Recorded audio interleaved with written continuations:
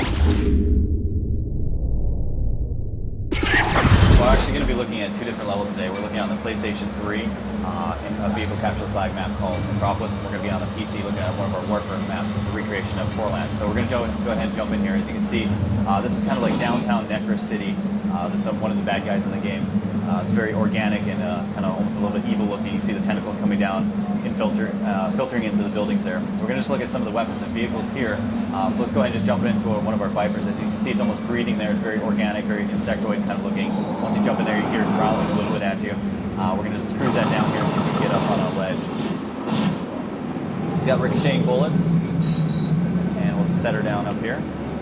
And go ahead and just check out some of the lighting on that. As you see the gleam on the vehicle as I move past. Also on the character, you'll see just how the lighting and shadows are self-cast on the character and on the ground going through the grate there. And then just check out that vista. Sometimes we go by so fast you don't get a chance to check out just how cool the game looks. But I mean, that looks like an artist painting right there. It's just amazing. It's one of my favorites.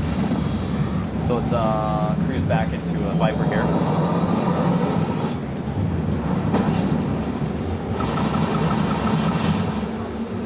Now, one of the cool things about this is you can actually take it up, deploy it, and send it as a shooting missile into any guy's craft vehicles, and does a lot of damage to them. Let's go back over here. We're going to look at a Scavenger. It's an energy-based vehicle. It's got, as you can see, it's very non-traditional. It's got tentacles. It's actually not connecting to the vehicle there, so it's kind of cool as it pulls itself along. We're going to go ahead and jump. It also has a jump ability, so it can actually jump up to get advantage when you get the drop on the enemy. Now, if there was a guy running down here, we can actually jump, pull those in, roll over them, or even pull them back out and do a little spin attack when we get close to them. So it's a very light vehicle, so you don't want to take a lot of damage, but it's a lot of fun to be able to drive that guy around. One of the weapons we just passed here on the ledge is called our Redeemer.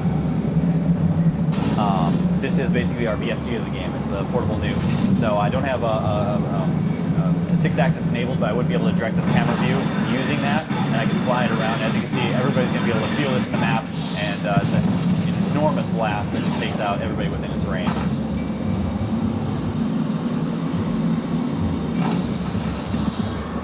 As you see those tentacles coming down to the building there.